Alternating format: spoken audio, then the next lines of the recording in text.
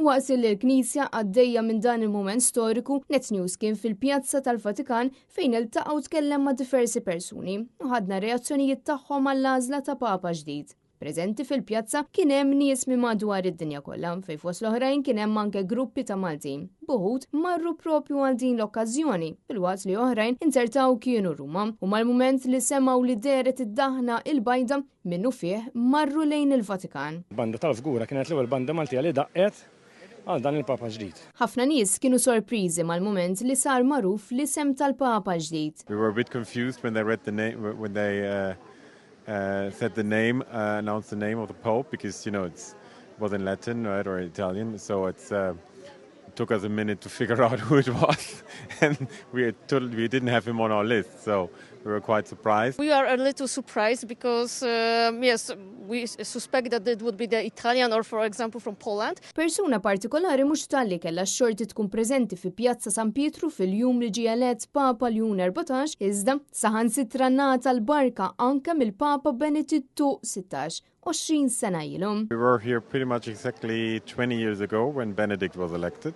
and we were standing right up front, 20 years at the time. And so when the late Franciscus died, we decided to go again.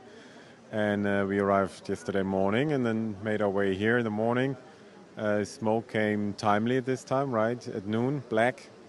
And then we came back at early afternoon. We're standing there and we knew, right, if after the third vote on the day there was smoke, it would probably be white. So it came, same as 20 years ago, and then the atmosphere was fantastic, right? I mean, the square filled quite quickly. Everybody started clapping. B'dawk preżenti jemnu li Robert Francis Prevost se jkun Papa ieħor ta' eżempju. It seems to be a nice person. We hope that he will be another great Pope outside from Europe. A lot of people here who believe in God came to see the Pope, and we were very happy with the decision of picking an American Pope.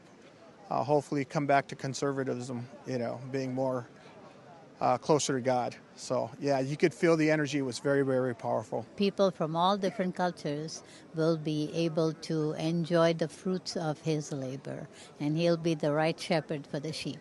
I actually feel very, very much more hope now. I feel like we are going to be going back on track and being closer to God and bringing everybody to God. Intant f'dawn il-jiem eluf baqgħu iżuru l-Bażilika ta' Santa Maria Maggiore dan sabiex jagħtu tislima lil Papa Franġisku u jitolbu fil-post fejn indifenn.